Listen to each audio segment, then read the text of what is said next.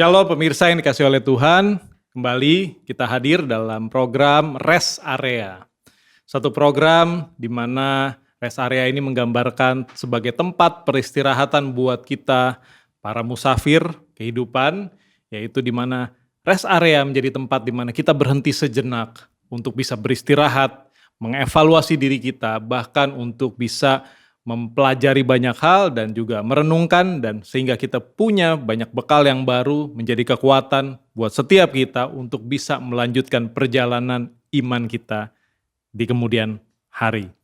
Dan hari ini kembali saya ditemani oleh kedua rekan saya, yaitu Pak Sudarmaji Said. Apa kabar Pak Sudarmaji? Ya baik, puji Tuhan. Shalom. Salam semuanya. Dan juga dengan Pak Petrus Ariel, rekan saya. Ya. Apa kabar Pak Petrus? Baik, shalom semuanya. Nah, hari ini kita akan bicara satu tema yang mungkin cukup sensitif buat banyak hal, tapi juga udah sering diviralkan di banyak tempat gitu ya, terutama di sosial media. Yang berjudul tentang pendeta hidup mewah, itu berkah atau masalah? Nah, ini judulnya seru nih, dan ini pendeta semua di sini ya kita. Jadi, nah mungkin kita mulai saja dengan bincang-bincang kita hari ini. Saya tanya juga dulu ke Pak Petrus nih, pertanyaan saya. Pak Petrus, kita ini pendeta, jadi hamba Tuhan boleh kaya nggak sih? Ya sebenarnya sih kaya itu boleh-boleh aja ya. Cuma ya kalau sampai mamer kekayaan itu, yang flexing itu yang kita bilang itu ya itu mungkin masalah begitu ya. Ya. Jadi kaya tuh boleh, Ya begitu. flexing yang nggak boleh. Ya. Oke. Nah, menurut Pak Sudarmaji sendiri nih, orang Kristen ini boleh kaya nggak sih? Atau apa kata Alkitab tentang itu? Ya, tidak dilarang kaya. Tidak Karena dilarang kaya. Tuhan mau memberkati kita gitu. Oke, amin. Tapi seperti yang dikatakan Pak Petrus tadi, kalau flexing itu yang menjadi tidak pas ya. Flexing yang tidak pas ya. Ya, Nah, flexing ini kan bicara berarti kan memamerkan. ya betul. Nah, tapi kan kategori memamerkan juga nih kita perlu bahas lebih lanjut nih. Ya Ya. benar. Kalau dia posting di sosial medianya, dia liburan, emang itu masuk kategori flexing, Pak? Bisa jadi gitu. Itu motivasi yang tahu kan dia yang memposting itu. Saya Oke. kasih contoh sederhana ya. Saya mengembalakan jemaat dan saya tahu jemaat saya tidak semuanya kaya. Maka kalau saya makan di restoran tidak pernah saya posting. Karena apa? Karena tidak semua jemaat punya pengalaman seperti saya gitu. Jadi saya sekalipun tidak pernah memposting saya makan di restoran. Oke. Tidak pernah, tapi Pak Petrus sendiri suka posting. Ya saya suka posting. Jadi begini. Berarti masuk kategori flexing, Pak ya? Jadi begini, sebenarnya kalau kita mau lihat ini gejala flexing ini ya, sebenarnya itu kan itu ada urusan dengan pengajarannya, message apa yang dia mau sampaikan. Ya. Jadi ini mirip-mirip dengan waktu ini kan teologi kemakmuran yang biasa flexing begini nih. Nah ini biasanya kalau menurut saya pengamatan saya.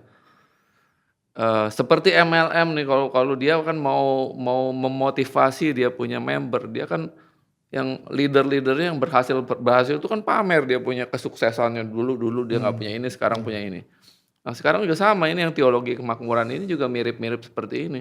Nih gue nih diberkati nih, kalau nggak message-nya nggak nyampe dong tentang teologi itu, begitu. Jadi motivasi flexingnya itu ada unsur untuk sebagai penunjang dia punya pengajaran begitu. Jadi asalnya tuh dari situ ya? Ya, ya. Nah, ini kan berarti sebenarnya bicara tentang lifestyle ya Pak, gaya hidup.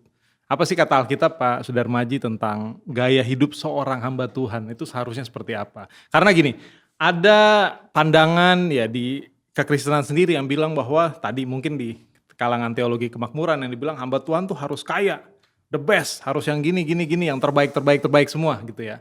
Paling sukses. Tapi ada juga yang bilang hamba Tuhan itu harus sederhana gitu. Nah, pandangan Alkitab sendiri seperti apa gitu? Ya, firman Pak Tuhan Sudarmaji mengatakan bahwa ada makanan, ada pakaian cukuplah, itu hidup sederhana gitu. Makanya ketika kita mendengar hamba Tuhan yang suka flexing, suka pamer, mengikuti teologi kemakmuran, itu dia seharusnya belajar konteks dari ayat itu. Jadi firman Tuhan itu nggak bisa dicopot-copot untuk membenarkan tindakan sang hamba Tuhan itu gitu. Makanya setiap firman Tuhan itu harus dilihat konteksnya apa ini gitu. Itu penting sekali. Jadi konteksnya kita harus lihat seperti apa ya gitu. Ya. Jadi nggak semuanya juga, firman Tuhan juga kan bilang, nggak semua tuh semua boleh tapi nggak semuanya membangun kan, Pak. Ya. Ya kan? Nah, tapi bagaimana kalau memang sebagai hamba Tuhan kan background beda-beda. Tapi kalau dia memang sudah berada gitu Pak Petrus, emang dasarnya emang udah kaya, emang nggak boleh gitu dia menikmati apa yang dia miliki. Sebenarnya gini ya, jadi kalau kita lihat nih era perkembangan gereja karismatik ini memang banyak sekali pengusaha, banyak sekali pengusaha yang memang dia udah kaya menjadi pendeta gitu loh, bikin gereja. Nah ini balik lagi saya bilang seperti kayak Pak Darmaji bilang, kalau misalnya jemaat kita itu kondisinya masih ada yang makan aja kurang, ya kayaknya sih nggak pantas juga lah kalau kita mamer-mamer begitu. Contohnya misalnya kita misi gitu, misi ke daerah gelandangan gitu, terus kita outfitnya sampai miliatan ya kan nggak pantas begitu ya. Ya kan begitu ya. Ya iya mirip-mirip lah kayak gitu ya.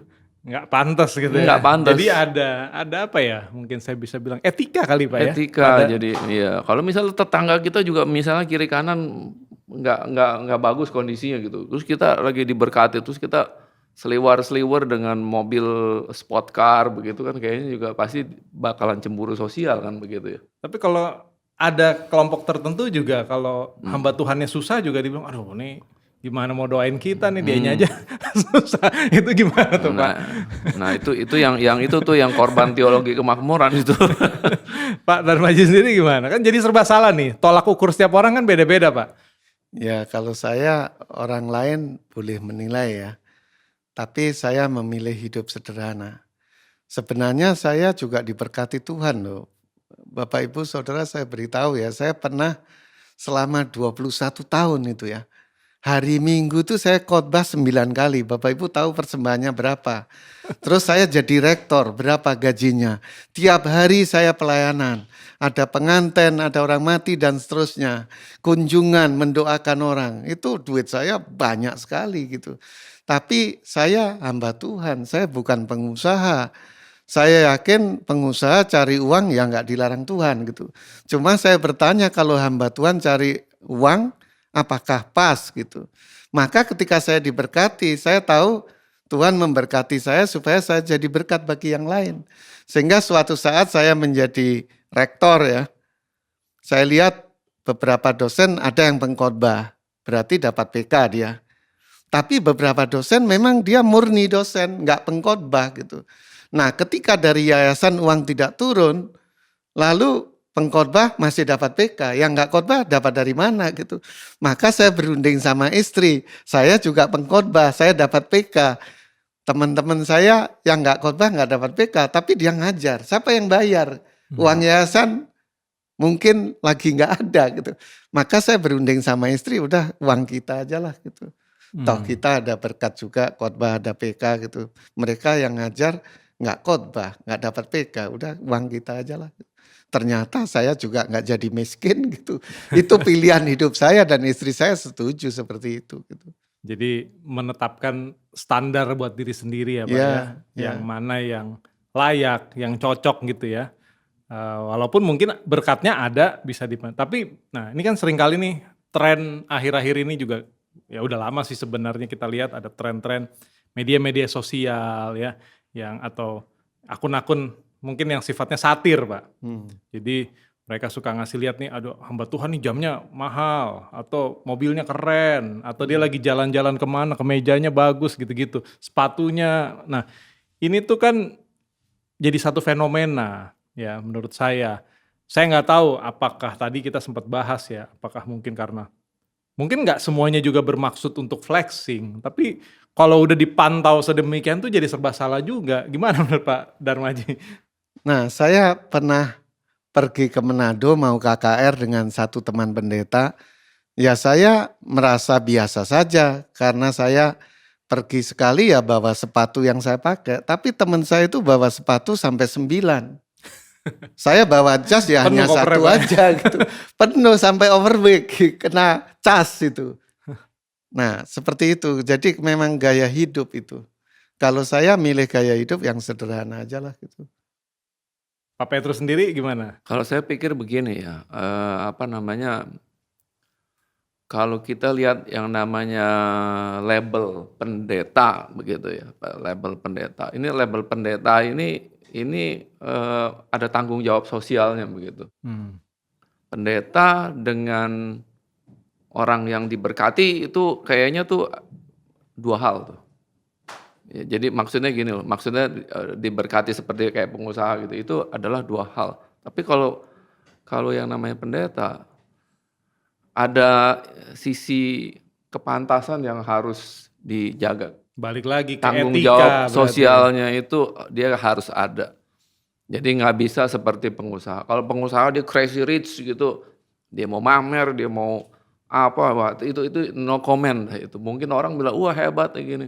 Tapi kalau pendeta kalau sampai udah kayak gitu, mamer jam miliatan, menurut saya sih agak kurang pantas begitu.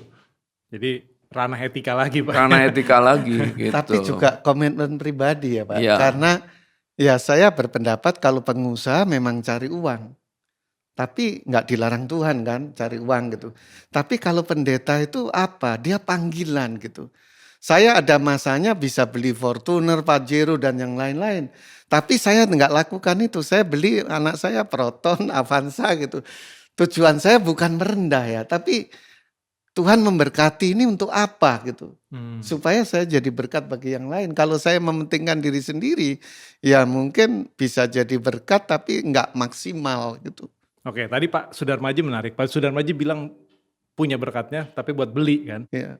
Tapi bagaimana kalau namanya kita hamba Tuhan, Pak? Kita diberkati, dikasih, tiba-tiba udah dikasih mobilnya, dikasih sesuatu yang mewah. Nah ini seperti apa? Kan nggak dipakai ntar salah, dipakai dibilang flexing, gitu. Kadang-kadang kan harus menjaga banyak sisi sebagai hamba Tuhan. Nggak mudah juga ternyata, Pak. Ya, kalau saya tanya, kalau ada orang memberi sesuatu, ini untuk saya atau bebas gitu. Kalau untuk saya ya saya pakai gitu. Karena kalau nggak saya pakai nanti kecewa. Ya, tapi kan misalnya mewah nih, tiba-tiba Pak Sudarmaji pakai, tiba-tiba Pak Petrus bilang, Pak Sudarmaji flexing nih. Ya itu resiko. Tapi kalau saya memang tanya orang yang memberi, ini maksudnya untuk siapa gitu. Untuk saya atau boleh bebas gitu. Kalau dia bebas saya akan jual. Saya akan kasih bangun gereja di daerah-daerah. Tapi kalau bilang untuk Bapak jangan orang lain, ya saya pakai harga itu. Kalau orang menilai ya terserah penilaian orang gitu. Pak Petrus gimana Pak Petrus? Saya kasih nih langsung nih. Ya kalau saya sih begini ya, apa namanya, tergantung ininya juga nih. Kalau misalnya nih ya, misal contoh nih, kita punya misalnya nih ada jemaat yang ini kaya banget, terus yang ini memble banget begitu ya. Jadi kalau saya akan mendidik nih si yang kaya ini. Coba dong tolong mendingan kasih ke dia aja begitu. Jadi supaya kan firman Tuhan kan bilang supaya yang kelebihan tuh jangan lebih banget. Jadi yang subsidi silang. Pak. Iya, jadi yang memble ini juga jangan memble banget gitu. Jadi ada pemerataan dikit lah begitu kan. Ini gitu ada loh. contoh langsung Pak ya. Oke. Gereja A ini kaya banget. Jemaatnya ribuan. Orang sampai kasih persembahan itu gesek kartu gitu. Dia punya toko pakaian, dia punya punya restoran. Gajinya pendeta itu ratusan juta. Dan saya pernah ikut seminar, saya diberitahu, wah ini gini-gini, pokoknya uangnya miliaran gitu. Terus dia bilang, gereja ini kami kelola secara profesional. Makanya semua full time kita gaji besar. Kita nggak mau orang yang melayani Tuhan gajinya kecil gitu. Bagus dong. Saya pikir bagus gitu. Tapi gereja yang satu sinode dengan dia sama, itu nggak pernah dapat gaji pendetanya. Untung istrinya kerja gitu. Nah kalau kita berpikir pelayanan secara menyeluruh, sesinode misalnya. Ya, yang kuat ini mensubsidi yang kurang kuat dong. Masa bener loh Pak, banyak pendeta yang tidak dapat gaji 1 sen pun. Untung istrinya juga terpanggil melayani, sehingga istrinya selalu berkorban. Saya tahu itu, ada gereja yang ngontrak ruko. Seketika kontrakan hampir habis, dia pusing, minta bantuan sana sini. Padahal teman satu sinodenya kayaknya bukan main, tapi tutup mata. Itu Ada yang real. tutup mata juga ya. Tapi saya juga tahu ada banyak gereja-gereja besar juga mereka nge-support Oh ya, beberapa ya, gereja betul. kecil juga Pak. Ya. Jadi ya balik lagi ke diri sendiri juga ya, Ya, seperti betul. apa. Dan kaitannya tadi nih dengan kita sebagai hamba Tuhan, apakah kita boleh tanda kutip ya bermewah-mewahan, ya kan namanya fasilitas. Misalnya let's say kita diundang kemana, tiba-tiba dikasih fasilitas hotel yang bintang 5, ya itu kan kita nggak bisa nolak juga mungkin kan di satu Ya, sisi ya benar, fasilitas-fasilitas benar. Ya. tersebut. Tapi kan nanti orang lihat, waduh ini nih pilih-pilih nih hamba Tuhan ini nih dia maunya di sini. Nah ini salah juga. Tapi kalau kita menerapkan target standar juga, oh saya boleh diundang ke sini tapi saya maunya kayak gini. Nah ini juga bahaya juga ya kan gitu. Nah tadi bicara tentang kemewahan, mungkin hamba-hamba Tuhannya juga kayak Pak Sudarmaji, kayak Pak Petrus yang mungkin sederhana ya, nggak mau berusaha untuk mamer, tapi kalau ya keluarganya yang mewah, istri, anak-anak gitu, itu gimana nanti? Tetap juga orang mikir, wah ini jangan-jangan nih duit dari mana nih? Kan gitu orang. Ya kalau saya pribadi ya, kalau kita mau udah menyandang yang namanya tanda petik yang tadi itu Gelar. gelar PDT itu kita anggota keluarga kita pun harusnya jaga sikap lah istilahnya begitu. Jangan sampai berlebihan sampai nggak pantas lah seperti kayak begitu. Ntar itu kan jadi omongan nggak enak begitu kan. Menurut saya sih begitu. Tapi kalau Gitu. merekanya misalnya istrinya kerja, emang Ya, penghasilannya bagus, anaknya juga emang itu kan ya, masa dia nggak boleh menikmati ya itu gara-gara profesi bapaknya. kita Kasian juga Pak. makanya kita nggak bisa menjudge segala sesuatu itu hitam putih begitu kan. Jadi ya tergantung lah itu ya kayaknya ya.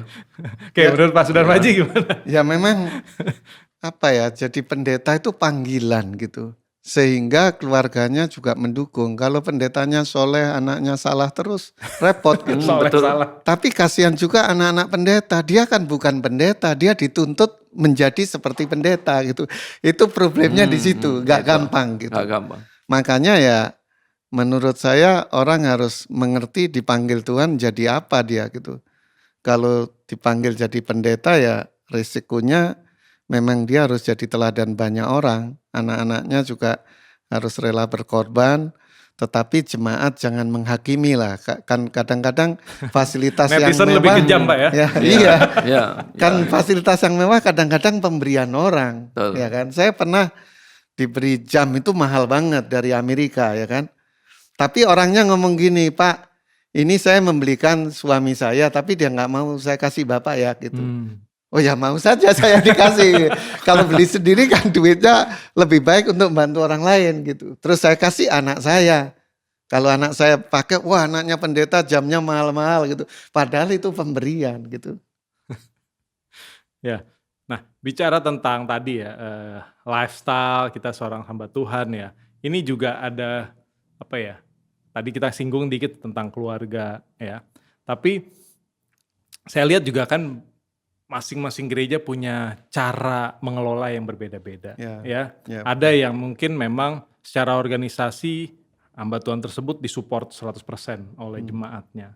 Tapi ada juga yang memang dari awal dia bangun udah modalnya dia sendiri nih. Memang dia juga memang berada juga gitu. Nah, jadi seringkali kan giran dia hamba Tuhan ini kelihatan mewah dikit langsung dijudge. Wah, ini flexing nih, ini pakai duit gereja. Padahal kan bisa jadi itu dari dia malah yang banyak bayar harga. Nah, seperti apa menurut Pak Petrus sendiri? Kalau menurut saya gini loh ya, ini memang yang setelah gerakan karismatik ini memang banyak pengusaha yang jadi pendeta. Ya itu kita tidak pungkiri hal itu. Cuma kalau dia sudah jadi dari pengusaha menjadi pendeta, terus kan kita bisa tahu nih, dulu nih pengusahanya kaya apa enggak nih, ya kan? Dulu pengusahanya bangkrut nih, begitu bikin gereja kok jadi sukses nih. Nah ini kan jadi tanda tanya dong, walaupun dia pengusaha loh, Iya betul. ya kan?